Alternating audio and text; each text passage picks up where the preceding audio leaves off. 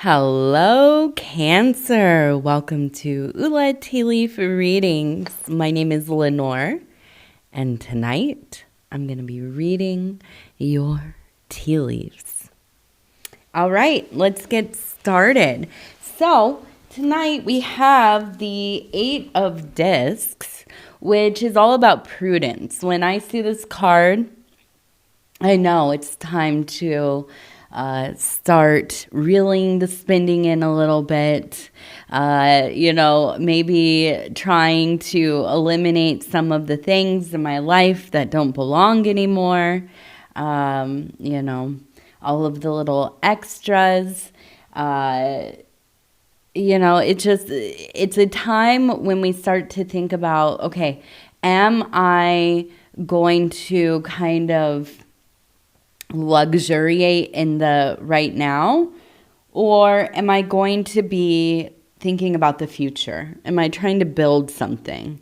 Does that mean I need to maybe, be a little more moderate? Maybe I need to, be a little bit more frugal. Maybe I, need to kind of stretch things out a little bit.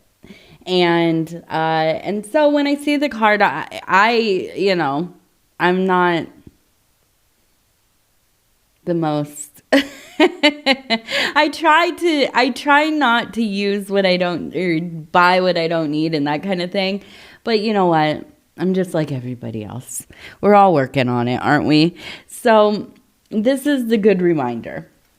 It's also if you look at the image, and if you know anything about trees or fruit trees, when they begin to bloom, okay, the leaves, they bud out, and then the flowers, the buds start to show up. And then when they bloom, as they are here, then we're going to get into the part where this actual flower starts to become the fruit. So it kind of grows slowly into maybe like an apple or a plum or, something like this. And so this card really it's about that, like, okay, you're getting there, but now it's time to really lock in, right? Time to get serious. So let's go ahead. We're going to turn the bowl here. We're going to see what the tea leaves have to say about all this, Cancer. I know, you guys, this is like your natural state of being. I'm married to a Cancer, so I know that you all are happy when it's like, okay, let's go minimalist for a little while. Let's kind of do the anti-materialist thing for a while. Okay, let's see here. So interesting. We have an interesting cup already. And I want to say, before we really look at these, I am so thankful for you. I appreciate you greatly. It is really my privilege and an honor to be able to bring these messages to you.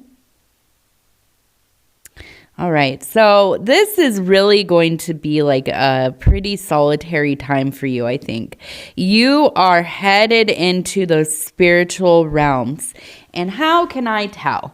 Well, I want to start by looking over here. We have, well, first it looks like we have the Hermit right here. Maybe the Hermit, maybe the Hierophant. In my mind, not a lot of difference, really. Although the Hermit is not necessarily one seeking spiritual insights, although likely, right? Because they have the lantern of illumination, which is spirit, really. And but the Hierophant is overtly spiritual. Obviously, it's the high priest of the temple. So if you kind of mix these together, you might think of maybe somebody living a very, I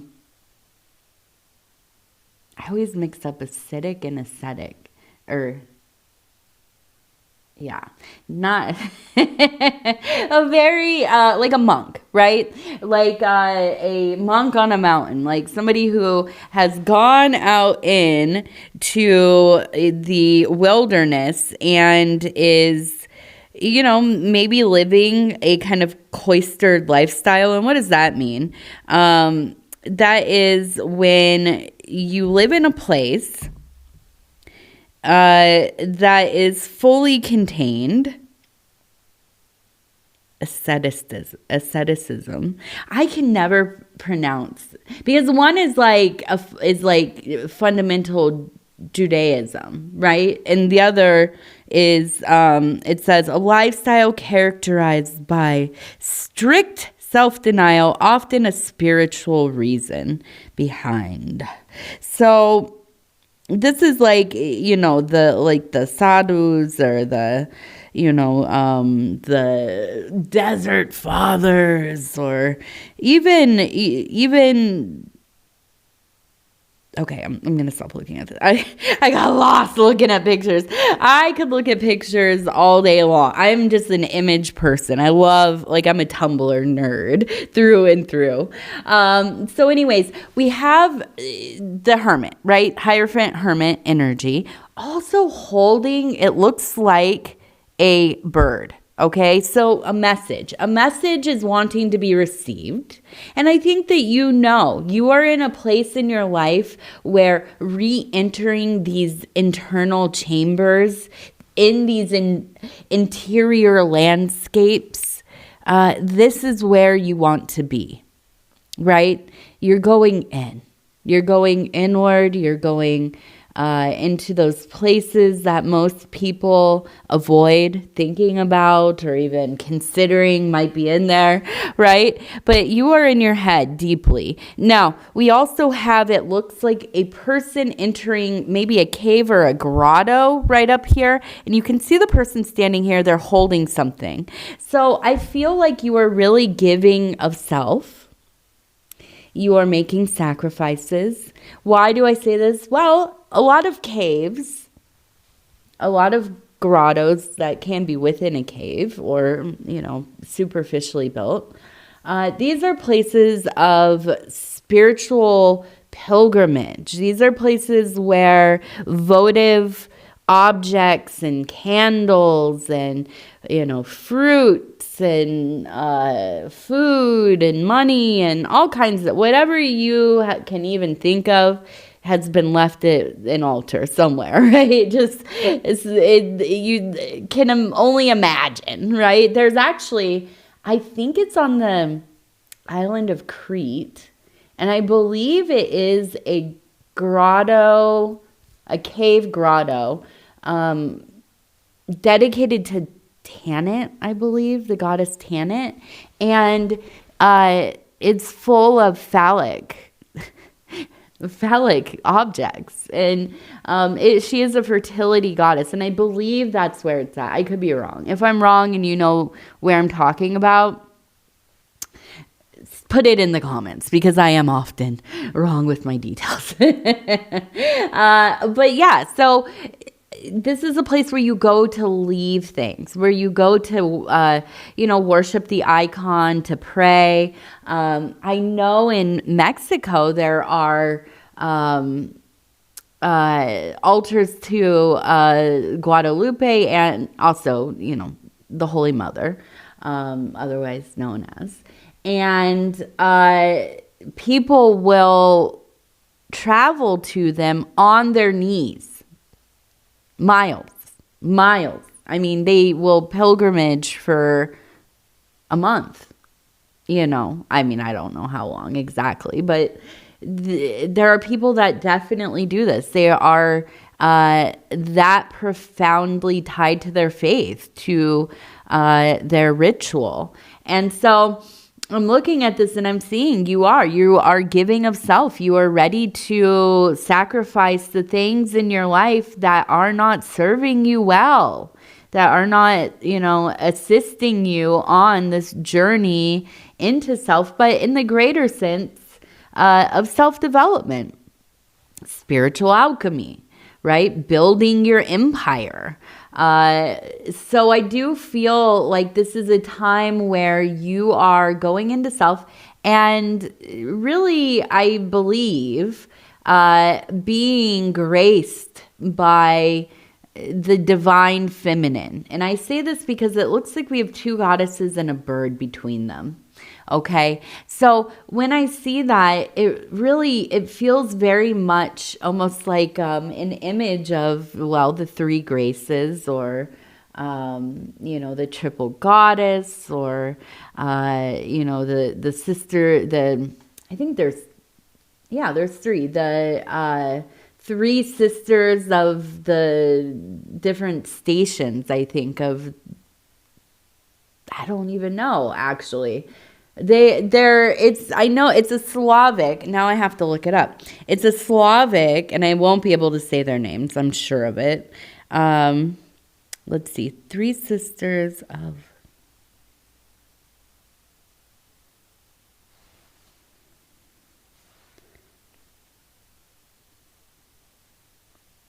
The three sisters of the sky. And I don't know if these are the ones I'm thinking of, but these are the three sisters of the sky, and they are related to Orion's belt. Okay. Okay, here we go. This is the one I was looking for. Zorias in Slavic folklore. Yes, that's who I was thinking of. So I almost feel like it is this corn, beans, and squash. Yeah, it's the three sisters. That planting those together. Have you ever heard of this? Planting the three sisters together. These are there are three crops that really grow well together, and it is corn, beans, like bush beans, or, well, even vining ones, I suppose, but also squash. Okay. Now, I don't know if this is summer squash, but I think more like our fall squashes, winter squashes. So anyways, I do feel like there is this triple feminine consciousness that is very much affecting your life. Now, there are the two in humanoid form, but there's also the one that is in between. Kind of, this is the speaker for the family, right? The birds are very much related to sacred messages, or messages in general, but here I feel that you will be visited by these three women. Okay, and I assume that they will be older than you, although I don't know. But I am experiencing them in my mind as being kind of felt like they're elders. These are my elders, okay? We also have the number 669. 669, okay?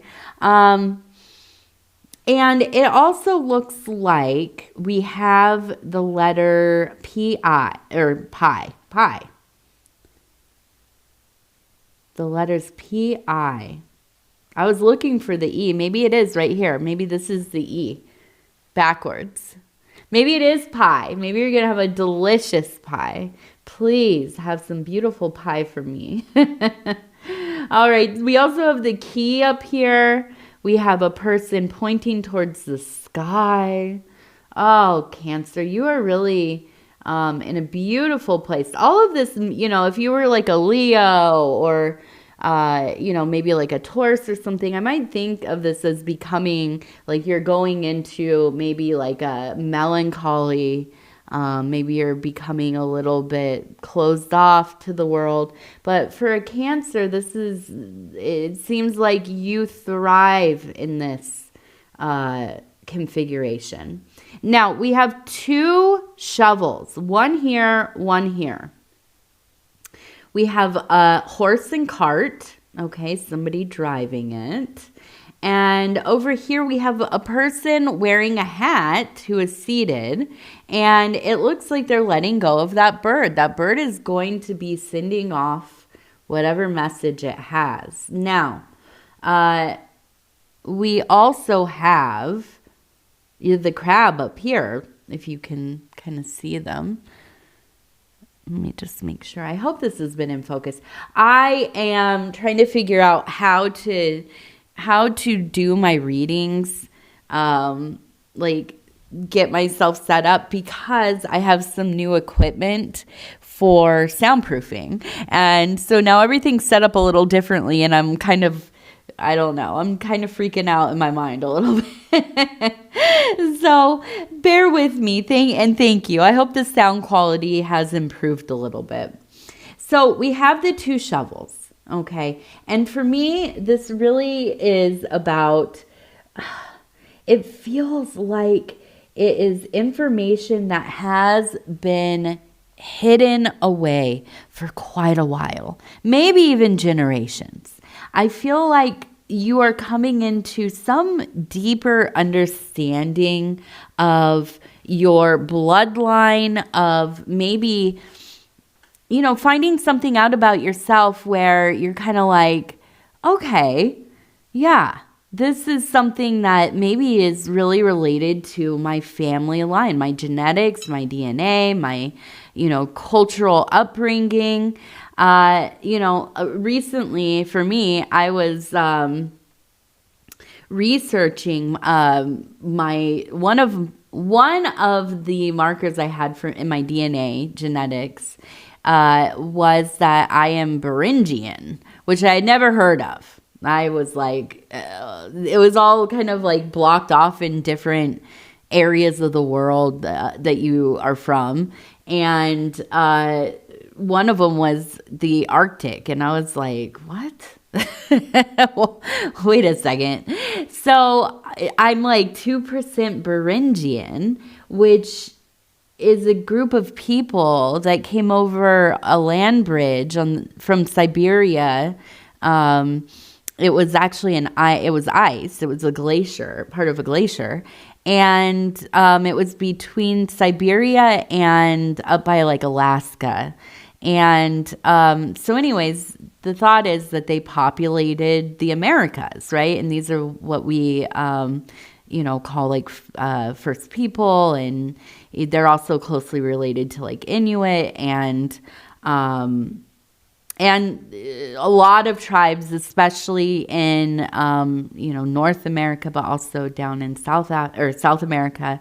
And so anyways, I found out about this, and I was reading about some of the like mythology and stuff, and there had been this kind of, I guess, a myth that these people, they called them ice walkers, and that they came from beneath the ground, right? They came out of the depths of the planet, right? Because they came from this dark world up there, cold and icy, and then they, were from thousands and thousands of years kind of traveling all around between places. And so anyways, I thought, wow, that really makes sense. I am so into subterranean gods and goddesses, underworld gods and goddesses, that it makes sense to me. I finally figured something out about myself, and I really never,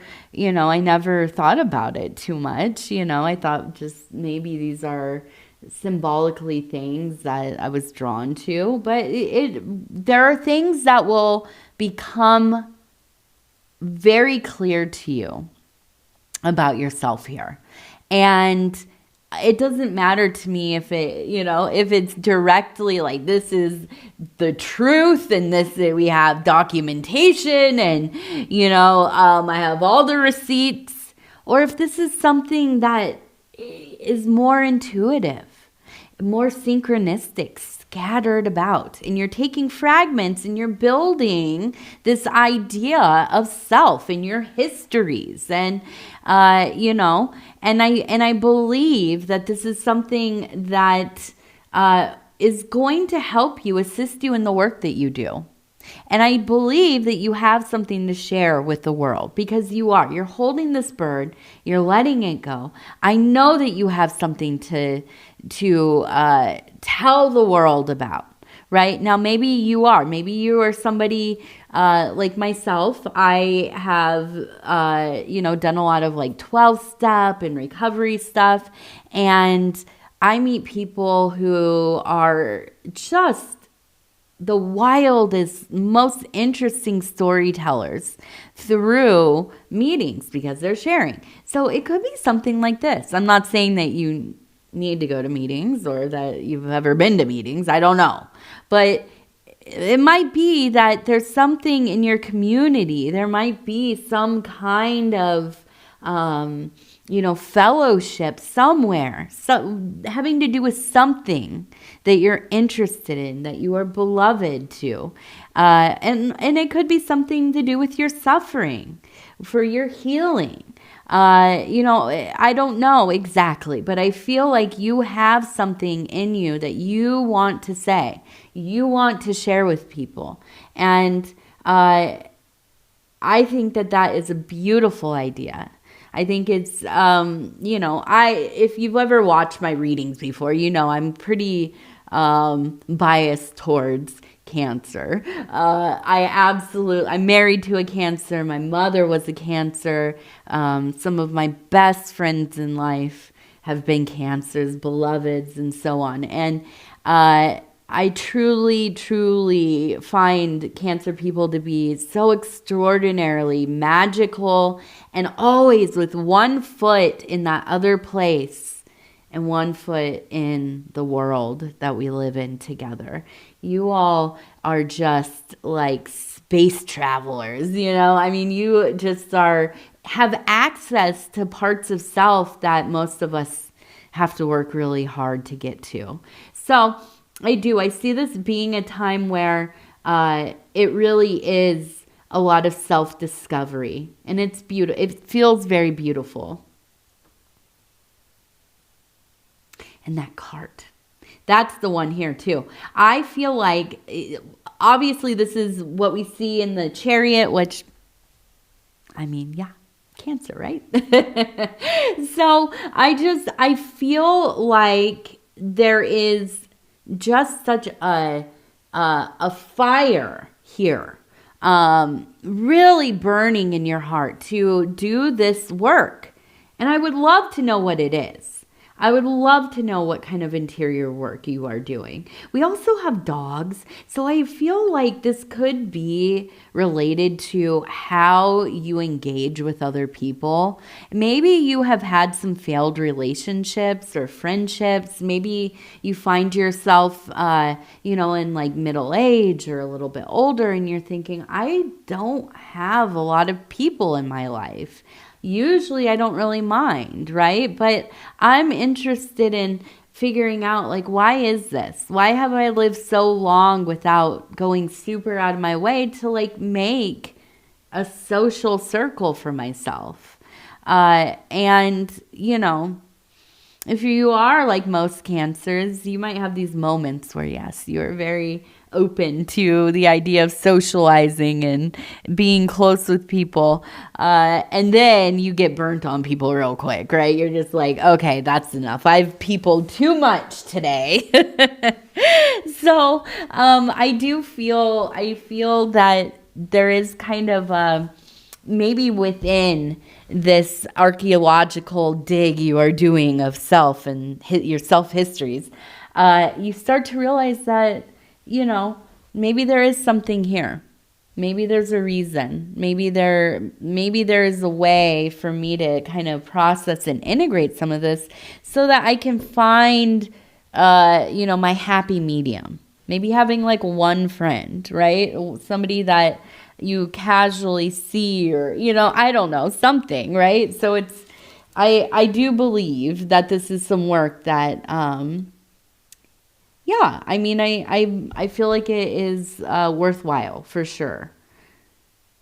I had to kind of think about these things when my daughter got to an age where she was doing activities and stuff, because I was like totally happy just living a life of having like no friends, no acquaintances really besides my husband.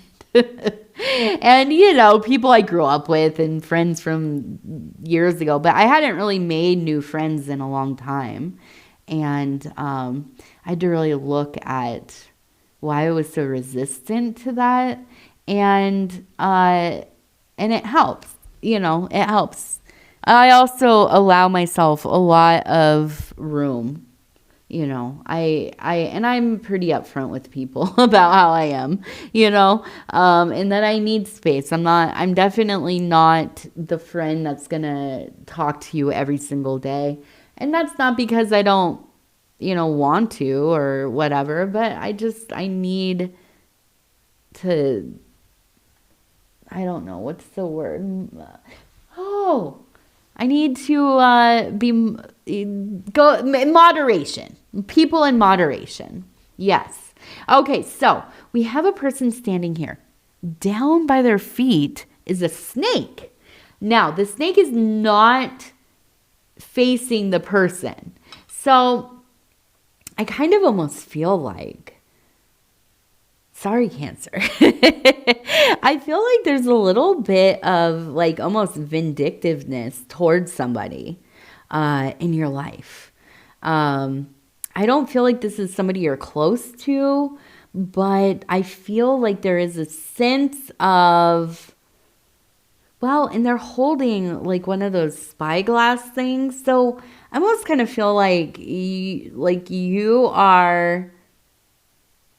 watching, you're the witness, right? Now, maybe you have a significant other, there's a little bit of jealousy. Maybe this is about like a friend that all of a sudden they're hanging out with, you know, somebody else. You know, I don't know. Maybe it's somebody you have like a crush on, or you're just like, I don't know, interested. You've taken an interest in them. Now, I don't feel like you're like on full stalker mode. That's not at all. But I do feel like you are somebody that maybe is prone to anxiousness about,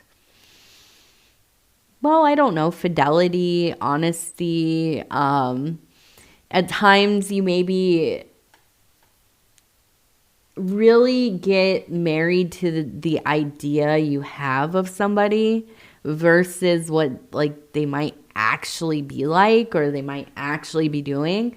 So I feel like for you, this is like a warning, because this could be a real time suck. Like, you get into things and you are going for hours and hours. And if you decide to go down this rabbit hole, it is going to really squander a lot of energy for you, I think. So I don't know. I feel like maybe this is something where you're exercising, although we have the eye again. So I feel like you're really exercising restraint. You know, we've all been in the relationship or situation within a relationship where, like, you know, you feel like, oh, maybe I should check their phone, right? We've all had this moment. Maybe some more than others, right? And it's sitting there and you know you can get into it. And you stop and you think like, okay, maybe something's going on. He didn't text me back fast enough. I was not sure where she was at during this time, or, whatever. It's always like these little tiny things that get into our brains, right? And they're like worms. And so you get that thing. Yeah, you see the phone, it's sitting there. You have a few minutes, nobody's going to walk in on you. And you think, should I look through the phone? First of all, no. Always no. I mean, unless it's something, like really like you're gathering info because you already know something bad is happening, right? I would say other than that, no, don't do it, because you know what?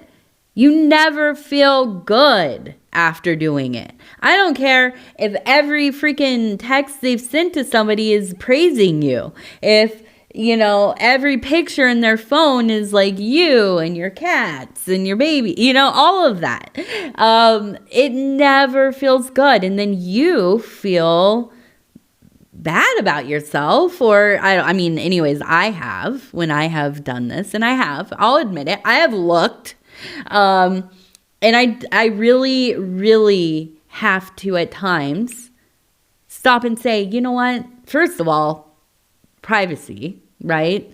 Everybody deserves privacy. But we also deserve to not cling to these fears that we have. And that's the thing. I think it really just reinforces it. If you find something or not. And that's the real double-edged sword of it all, right? So I feel like for you, there might be a hint of this energy. And, I'm not saying there's any... People will all day long act like, oh my gosh, how could you be so jealous? How could you be so suspicious? Why are you so paranoid? We all have been there. Okay, don't sit there on your high horse. We've all been there, right? And hopefully we can find our way out of it. That's the real work. And so, I'm just telling you. I heard something yesterday, and I got to figure out where I heard it because I don't remember. It was on some YouTube video that came up. But this guy was talking about how emotions only hang out with us for about 90 seconds unless we feed into them, right? So here's an example. You call your boo, your spouse, and they don't pick up. You're like, well, they're not really doing anything, so why don't they pick up? Immediately, you're thinking, what's going on? Now, I'm not saying this is you, but again, we've all been in these places before. They don't pick up, and immediately, but you already know. In the back of your head, you're like, yeah, I know. They're probably busy, or they don't have their phone next to them, or a bazillion other things.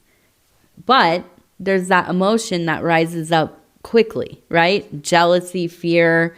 For me, when I met my husband, he thought I was keeping tabs because, not on his online stuff, but I'm always where are you going? How long are you going to be gone? This, that, whatever. My first husband passed away overnight while he was sleeping. And for me, I've had to work really hard to undo some of that anxiety, So it's not always about are they cheating? It's where are they? They're not answering. I'm starting to freak out. Now, here's the thing. If we don't feed into that, say, oh, they didn't answer the phone. Okay, hang up, and I start chopping vegetable. I'm making dinner. Or, oh, okay, now I'm going to go water the flowers, Or, well, didn't answer. I'm going to do my next reading. Whatever it is. And then you just get into the flow of things. You don't marry yourself to that emotion that came up. So I am resolved to do a challenge of letting things go in 90 seconds. Doing my darndest. A minute and a half. We can do it, right? Just sit and think about something. Move your body. Go look at something pretty, Have a nice cup of cool water, tea, or something. You know what I mean? See if this 90-second thing is true. I want you to report back if you do try it. Okay, so we have number 83 as our first lucky number. Number 96 and 17. All right. All right, Cancer, I got to get out of here because I went a little long here. And I'm under time constraints. I got to get to my daughter here pretty soon.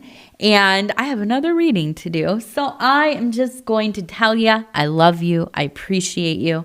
Thank you for being here. Thank you for putting up with my silliness, my goofiness. I know not everybody's into it, but listen, I am not here to be somebody other than who I am.